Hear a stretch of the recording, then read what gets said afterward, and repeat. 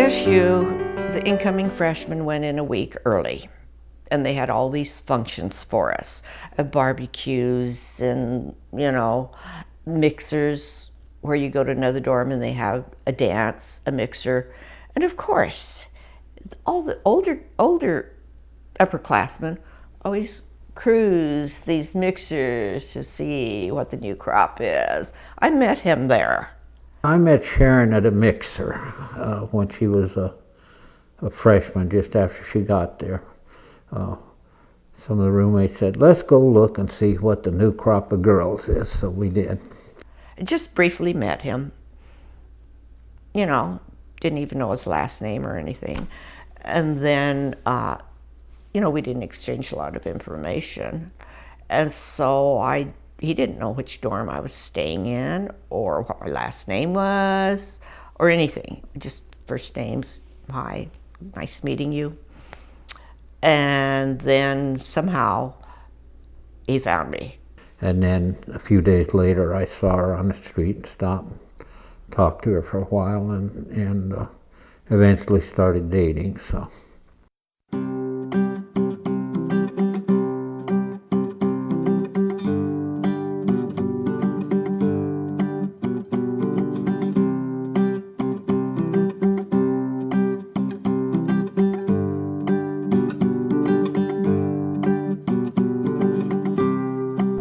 The area in northern New Mexico, the villages there are an outgrowth of the Spanish movement into Mexico and then up into Santa Fe, Taos, that area, Espanola, that whole Rio Grande Valley. And that occurred, towards the beginning of the 15th century.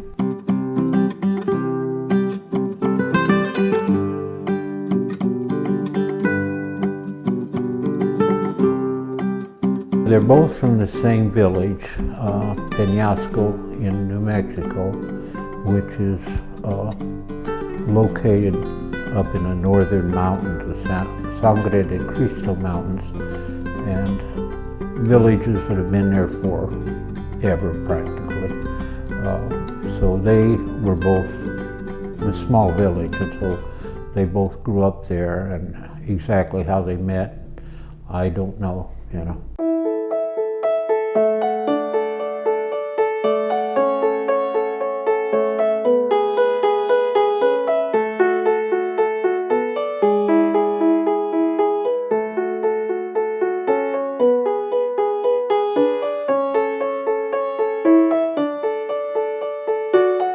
My grandmother's husband was sent to the U.S. to seek his fortune. And he came by himself first, and I have no idea how many years later my grandmother came over. And he was farming in California. Of course, the ship lands in California, and so there was a large population. And, not speaking English, you join that community.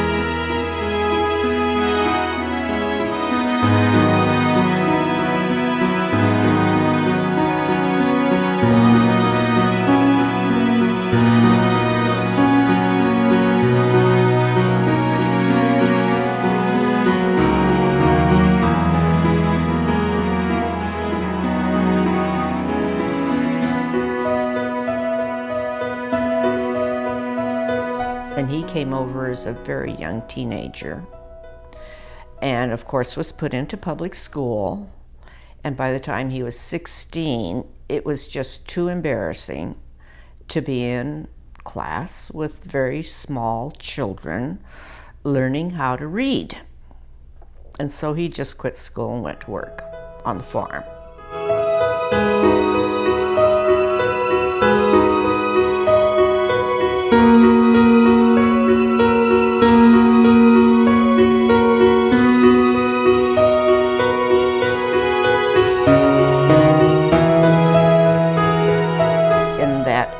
It was customary. Most marriages were arranged marriages. A wife was picked out for the man. And so my mother married straight out of high school. My dad was 15 years older than she was. And she went to live on the farm with them, who already had a mother-in-law in residence.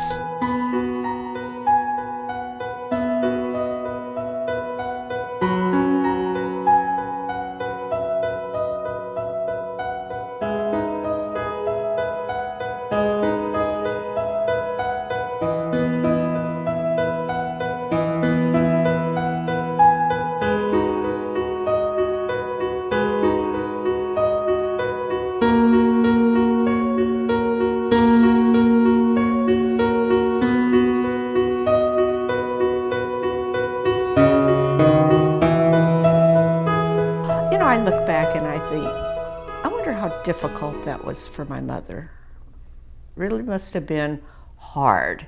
And I think, man, that must have been so very difficult. Here you are, only 18, 19 years old, and you've been married off to this man who must seem very old to you. And there's already a mother-in-law. Is she the boss of the house? Do you get to? And then there's two other sisters-in-laws who really don't like you.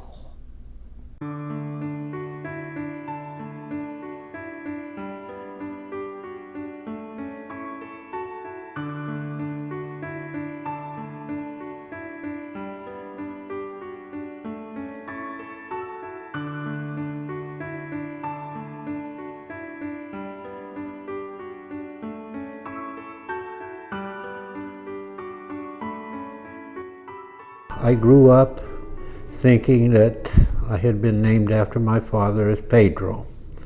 And when Sharon and I got married in Denver, they required a birth certificate. So we went down and I got a birth certificate, and lo and behold, it said Pete on it.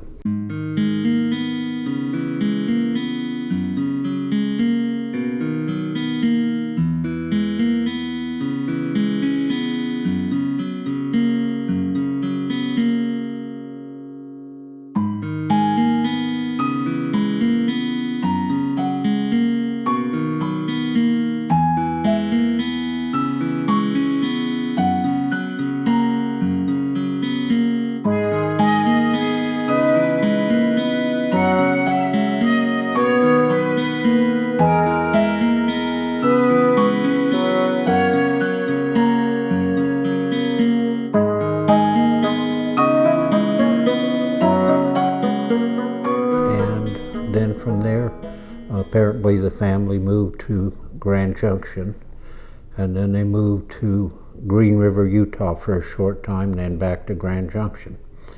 And from Grand Junction we went to just outside of Grand Junction, a little town called Clifton. And I think with my brother's help, brother number 3, Felix, with his help, they bought some land there and began farming it. So, and that's where I grew up.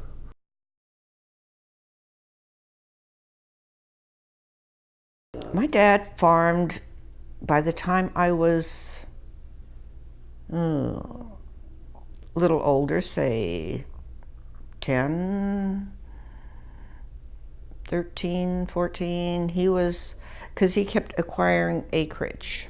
I don't know how small he started, but by the time he was full-blown farming, it was 640 acres. You know, and all the farm equipment, and you know, he hired people, and he was growing cabbage, a lot of potatoes. That's really potato country. Contracted with Coors to grow several acres of barley for their beer, and cauliflower, lettuce, alfalfa. We did corn, we did tomatoes, we did potatoes at one time. So most of just row crops that we grew. My dad was very old world, so that he, you know, he didn't go along with tractors. You know, he accepted them and knew what they could do, but he never wanted to develop the skill to drive a tractor, so we never had any tractors. So we did do a little bit by horses, but not much. And then otherwise, everything was hired out for someone to come in and plow or set the field up. My chores were to gather eggs and feed the pigs. And you had these great big 50-gallon barrels of grain, which I had to haul water from the creek. You know, they put the grain in, and you wet it down, and so it kind of ferment. The pigs loved that stuff. Then had to go gather the eggs. That was a scary job. Yeah, that was a scary job because the chicken coop was dark. It was dark and smelly. Invariably, there'd be one hen that wanted to hatch her eggs. She was a brooder. Mean boy, they protected their eggs. They would peck your hand that would come in there to kind of get the eggs. They'd peck your hand. I always carried a stick in there to shove that chicken aside to keep it from pecking at me and gather the eggs.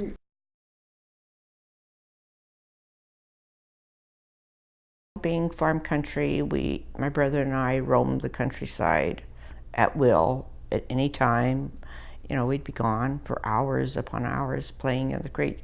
Those days you didn't worry about children drowning or, you know, injuring themselves. We just roamed, played in the ditches, played in the irrigation canal, came home, lost shoes, climbed trees, fell off the pump house. You know, things like that. Ran outside constantly. We were outside, you know, from early in the morning till late in the afternoon when we didn't have, you know, some work to do or chores of some kind. So we were just outside. Always had pets. Always, always, always. We had outside dogs and inside dogs, and the cats were mainly outdoor cats. And on the farm, you don't spay cats, and so every year, every spring, there were oodles of kittens. I spent an enormous amount of time playing with the kittens, dressing them up in doll clothes, carrying them around. I spent a couple summers when I was probably 8, 9 years old with my father up in the mountains with a herd of sheep. And one of the things that he did during the summers when we were up there was that we would shoot deer, butcher them, and dry the meat, make jerky out of it, and then at the end of the summer we'd bring that back down. You know, there's no TV, and so we played board games, we played card games, you know, we had a few toys, books. My brother and I played a lot together, being closest in age, but we entertained ourselves a lot. We would, you know, periodically go into Denver, and in the early days, he liked to go see all the sights we saw, you know, all the major Grand Canyon, Will Rogers Shrine, the zoo in Colorado Springs. You know, we hit all those. He liked to go. He loved to travel. We went out. You know, there were a lot of wild horses out in eastern Utah, And so we went out there with some horses and caught those horses, those wild ones, brought them back, and eventually tamed them and broke them to ride. We listened to radio a lot. My brother and I avidly waited for Dragnet, Lone Ranger, and Tonto. Oh, I read technical books for the most part, you know, popular mechanics, popular science, all of those things, the car books that were out. I started taking things apart very, very early on, and put most of them back together, not all of them. My sister and I, my brother escaped. We were required to take piano lessons. So we took piano lessons from the time we were 9 to the time we graduated from high school. And the obligatory recitals every year. Culturally, you were expected to follow, you know, in your father or your family's footsteps. As I say, my father expected me to do a good job being a good laborer and being able to support a family that way. We were always pushed to, you know, be part of the mainstream. And, you know, they had maintained the culture through the church and their social groups. My grandmother never learned to speak English. My dad still spoke with a very heavy accent. And of course, my aunts and my mother, being born here, had no accent.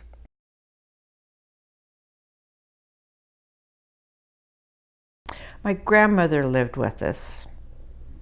And my earliest memories, you know, on a farm, parents are so busy.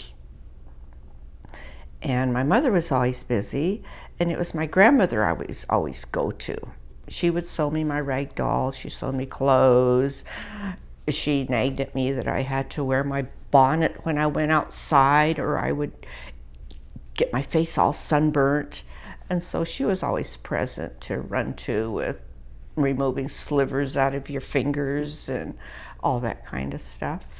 And so she really loomed large in our lives. He spoke minimum amount of English, so he was not a social person, and he was probably as wise in the ways of the wild as anybody, and probably believed in work, physical work, as the answer to everything. My mother was kind of the opposite. She was a real people person, very wise in her ways, I guess very perceptive. She worked in the field alongside of us, and then eventually she started working for a small restaurant that featured fried chicken. My dad got this wild hair in his head. He was going to breed Boston Terriers. So we went through several litters of Boston Terriers, and they quit. My dad says, no more, we're not doing this, because I would just have a meltdown every time one of them got purchased and had to leave. And I would just be mopey for days, cry. And so they said, we're not, no more.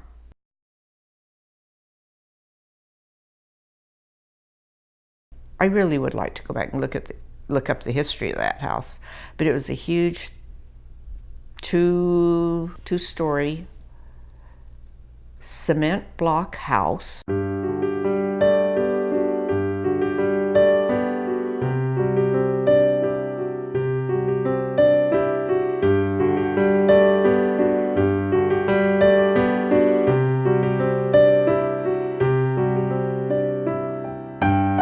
There were 2 double beds in one bedroom, and so I shared the bedroom with my parents, my brother and I, and my parents. And then the other big bedroom, my sister got to share with my grandmother, being the oldest.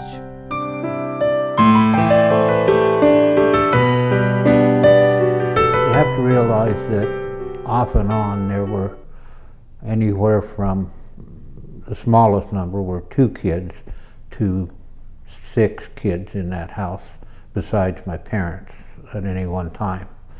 And so we had, the house that they built was a small, kind of, well, you could say 4 rooms, but it was a very, very small house. And so many times we would be playing upstairs and concoct ghost stories because, you know, 1, 2, 3 of the bedrooms were, you know, just kind of empty rooms, a bed with a mattress rolled up in it maybe. And so we would just kind of use that as running around space and scare each other, play hide and seek, that type of thing, you know, in the wintertime. But there were beds in there from wall to wall, so there was no such thing as bedrooms, I guess. We grew up with coal oil lanterns and outhouses, and no electricity, water. We had a cistern that we had built out of concrete, and so when you wanted water, you took the bucket and went out, got the pump going, and pump your water up by hand. And then eventually we did get electricity, so that meant we had a single light in each room and no plug-ins. And, well, we had one plug-in in the kitchen, I guess. And then when I went away to the service, when I came back, then they had brought in a sewer line. Breakfast was your typical eggs and, you know, fried Spam, toast, coffee. Lunch, I don't remember lunches. Dinners, we bounced back and forth. We'd have American type meals, potatoes and gravies, French fries.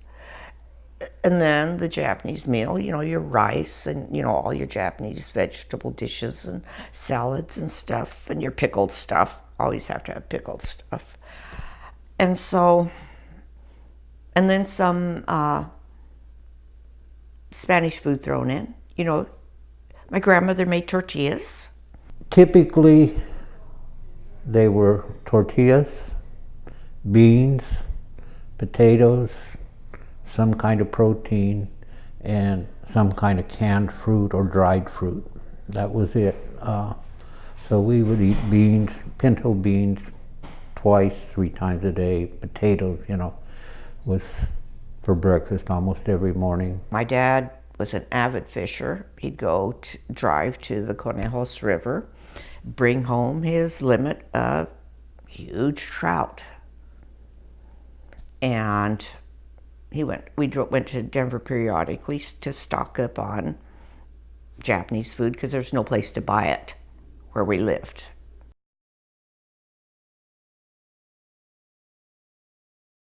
School was just a place to go with friends, you know. I guess I didn't tie at that time, tie school to learning that much. You know, I always been a reader from as soon as I learned how to read. And so I loved the libraries, even as a kid. And so I read everything. We were all expected to be good students. You know, report cards were all A's and B's. You know, my sister got National Merit Scholarships and stuff. I didn't quite reach that level, but, you know, salutatorian of your high school. And, you know, it was just flat out, you were expected to have good grades. There was no ifs, ands, or buts. You maintained good grades. Aside from my cousin being there for grade 1, we were the only Hispanic family in the area. You know, I was the only Hispanic kid in my to be graduating class. I didn't graduate with them, but you know, so I was the only one there, and he took a lot of heat over that, as you can imagine. It was mainly a predominantly Hispanic population because that was the population of that area at that time. And so I had a hard time making friends. I didn't fit in. You know, elementary school, I would run like heck to get home, because when school was out, there was a clot of boys that hid in the bushes and would throw rocks at me as I ran by as fast as I could. But when I moved to the Fort Garland Blanca school, there was a big clot of Japanese families there. And so fit right in, had a really good fun time. And while growing up, the Buddhist church was a big part of our lives. And so that was mainly the family's social activity.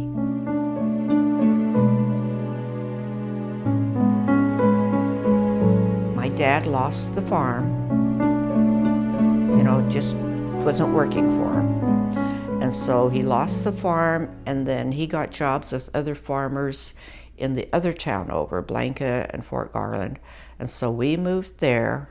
My brother and my sister were gone, so it was just me. And so I went 1 year high school in San Luis, and the rest of the time I went to high school in Blanca. And so my high school years were really rough because we moved every year. He changed jobs. He went with a different farmer every year when he could no longer get along with the guy he was working with. And there was a certain amount of embarrassment there. My mother got a job as a grocery checker at the grocery store in Fort Garland.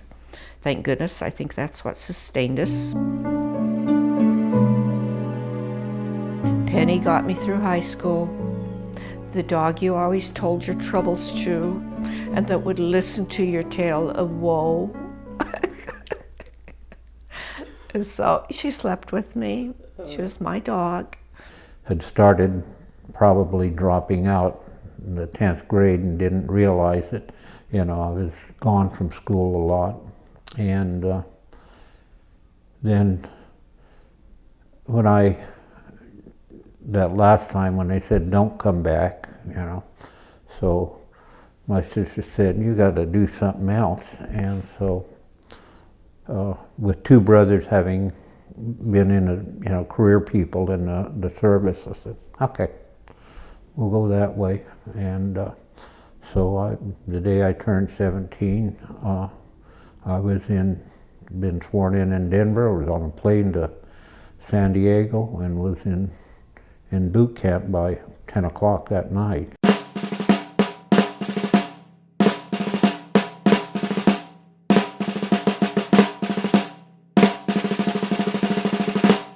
I think the thing that happens is you learn to reach the point where your body says no, no, no, and your mind says yes, and so you learn to go on. And so you come out of boot camp, I think, ready to take on the world, knowing what your capabilities are.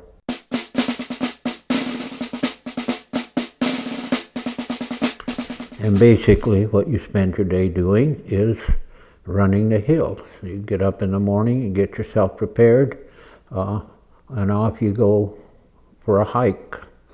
And then you do some combat drills, and then you hike back in.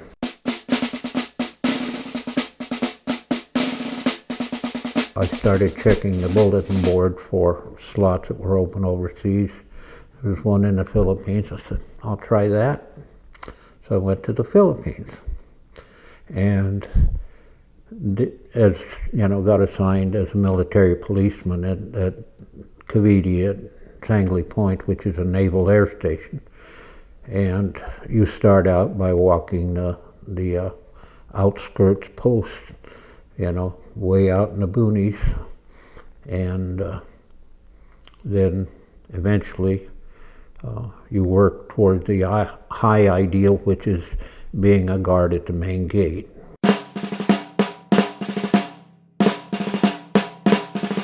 Then made sergeant while I was in Japan, and I truly enjoyed both countries. I was one of those people just that would wander off by myself in the middle of Manila or middle of Sasebo, and just kind of take in the culture.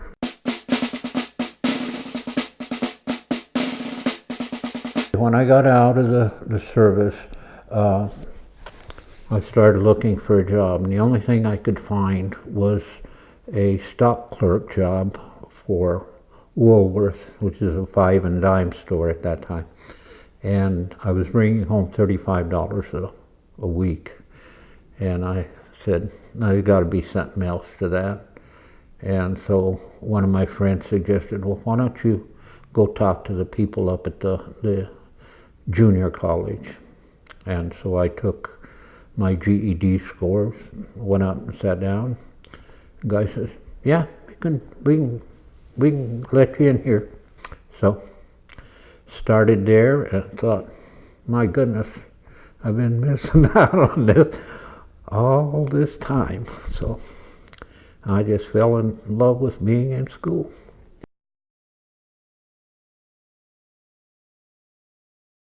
And I started in electrical engineering and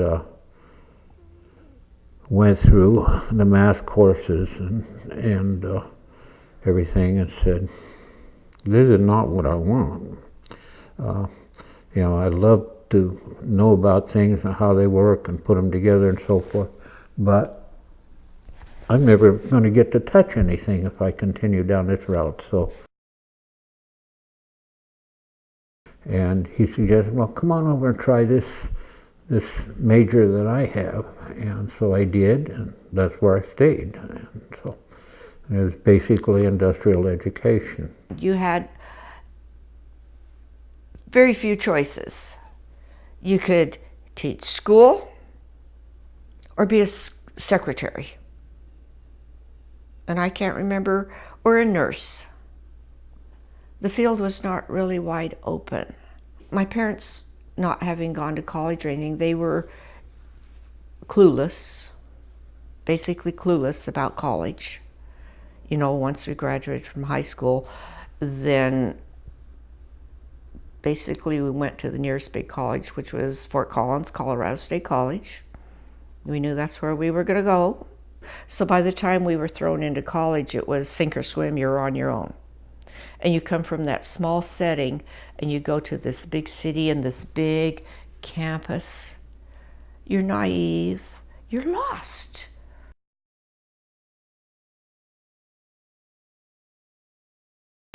Because I was funding everything, I would go for, we were on a quarter system, so I would go 2 quarters and then I would go work for 2 quarters and then I'd come back. 2 years in college, and I realized my parents were really struggling to pay my tuition. I worked in the dorms in the food service, but you know, that doesn't cover tuition. It may cover books and stuff. And so I realized, okay,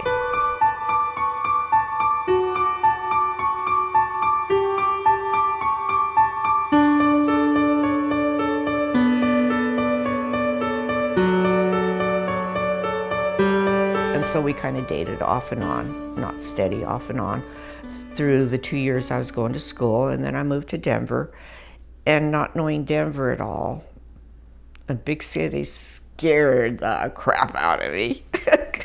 I had to ride a bus to work. And so Pete was there.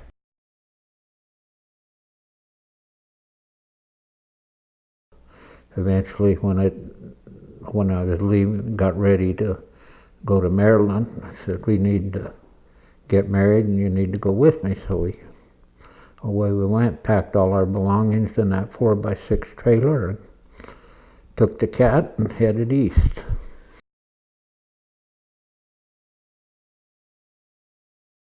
My parents were absolutely opposed to me marrying Pete. And I said, okay, we'll just elope. Well, plus we didn't have any money to have a wedding. We just went to the Justice of the Peace for $25, and I don't pay the fee for the paperwork, marriage license, blood tests, got married. I didn't tell my parents I got married. That following, the weekend after that, finished things up at work, packed up, rented a U-Haul, I had a cat then. We had to move the cat, and we left for Maryland. They didn't tell them where I moved to. I just left. Truly, they loved Sharon. Everybody did, but I just made it very clear that there was not going to be any problems, because if there was, then I was gone. And so the one I was concerned about the most was my father, but he ended up to be one of her big defenders, I guess.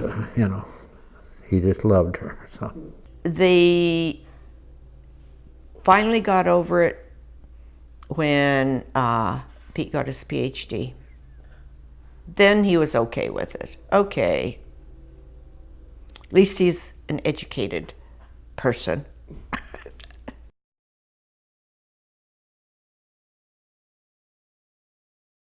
it took a little while for us to acclimate to the other area, because coming from a rural area in Denver, you could be in the mountains in an hour and away from everybody. But in Maryland, there was no escaping. I mean, anywhere you went, there were people. So, but we did enjoy Washington, D.C. Living in Maryland, in the D.C. area, was really, really fun. That's such an exciting place for young people to live. And there are young poor people. Once again, we were poor. I was working, but Pete was going to school. And so between my job and the GI Bill and his TA stipend, we made it. But consequently, we went to there's so many free things to see in DC. The Smithsonian, we were there constantly. And we roamed, went to see all the battlefields and the historical places. And so it was a really exciting, fun time,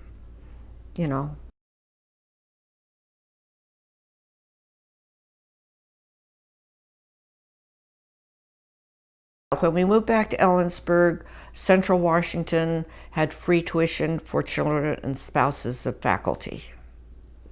And so I thought, in Ellensburg, it's going to be very difficult to find a job. There's no reason why I shouldn't go back to school and take advantage of this free tuition.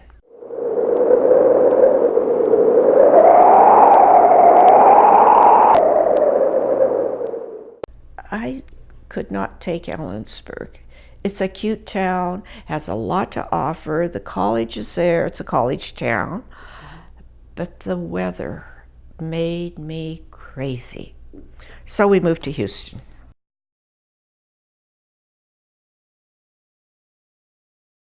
One of his old professors at Colorado State University was head of the department in Houston, the University of Houston. And he kept writing Pete letters. For 2 years, he wrote letters. Why don't you come work for me? Come work, we'll have a ball teaching together.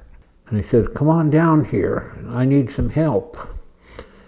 And I said, no, I'm not going to Houston. And he kept after me and kept after me and kept after me. And I finally thought to myself, I'm going to give him a figure that I know they can't match, and then he'll quit bugging me. And so I gave him a salary figure. He says, let me get back to you. He called me about an hour later. He says, you're on. So we moved to Houston. And then we stayed there for 2 years. Both kids were born there.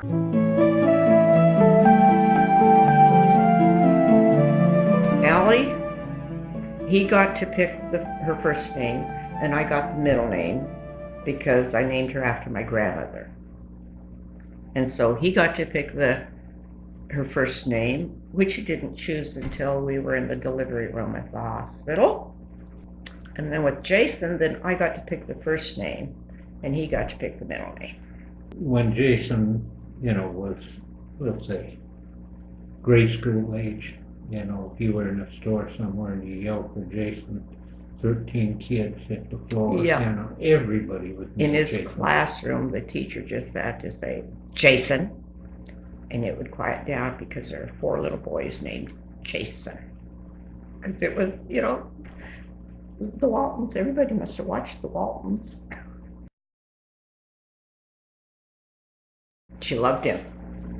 We got her a anatomically correct baby boy doll, and she bathed that baby, took care of that baby. She was so protective of Jason, of the baby, and wanted to always watch everything that was going on. They were very close. Very close. You know, the usual stuff. Allie would pick on Jason early on. She convinced him that he was switched at birth at the hospital, and we brought the wrong baby home. The heat and humidity did us in. And so we stayed there a few years and then moved to Corvallis, Oregon.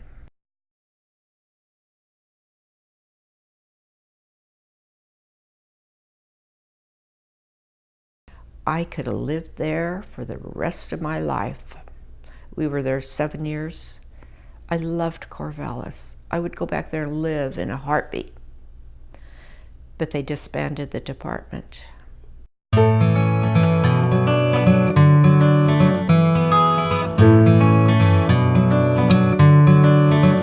After we had kids, I hated moving. It was hard on the kids. I got so tired of moving. So tired of moving, and it just seems so odd that we move so much. You know, people get a job with the university, they're there for the rest of their lives. Not us. We've had to make some tough decisions. You know, when I left college teaching, and went back into the public schools as an administrator. I would have liked to stay at the college, but I doubled my salary going out, and when you have kids, university teaching does not pay very well, especially in the West, where they figure part of what you're getting paid is the mountains and the rivers and the lakes and so forth. So when they offered double my salary and it was doing something that I wanted to do and something that would help kids, then we went out there.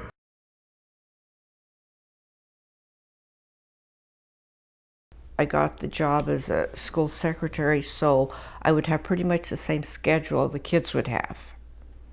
And then Pete was pretty much on that same schedule, so it just made sense. I guess when you're going through life, you look at the opportunities that are out there and try to make the right decisions in terms of what's going on. And yet, I don't think I've ever been the kind of person that said, I'm going to focus on my career and go for it. I think the family always came first, and we work around the issues of what's best for them. You know, the wheels rolled along, you went with it. Whatever happened, happened. You know, once I got rolling, I couldn't understand how easy it was, to be honest with you. You know, when I was in my 30s, you know, and 40s, everything just fell into place. Everything I touched turned to gold. When I was teaching at the University of Houston, in fact, when we took Allie to meet the mom and dad the first time,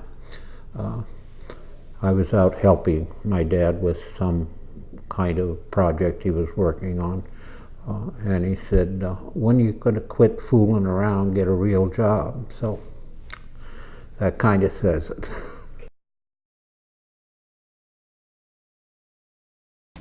Books they loved. Yeah, it reached a point with books, I think, when you had to punish the kids for something, it was no more books. No books until you pick up your toys.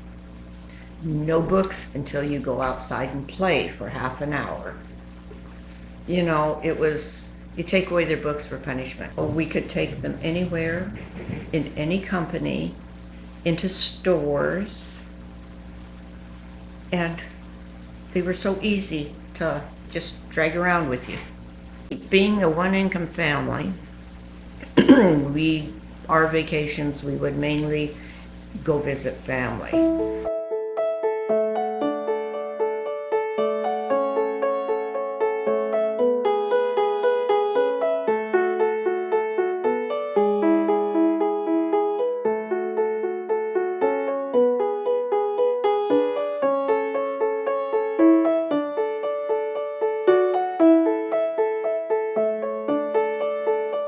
Didn't say you must go here, you must go there, you must go in-state.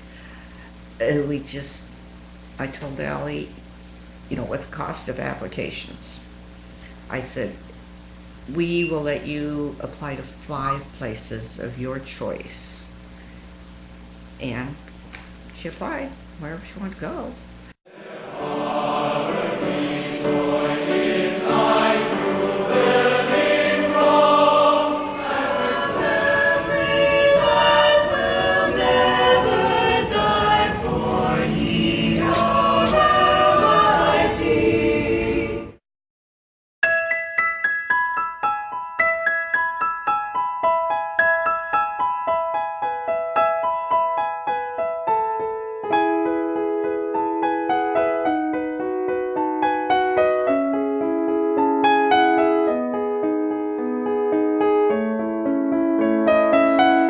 We nagged the kids about when do we get grandchildren. I mean, that was something I looked forward to for a very long time. And I thought, God, this is never gonna happen.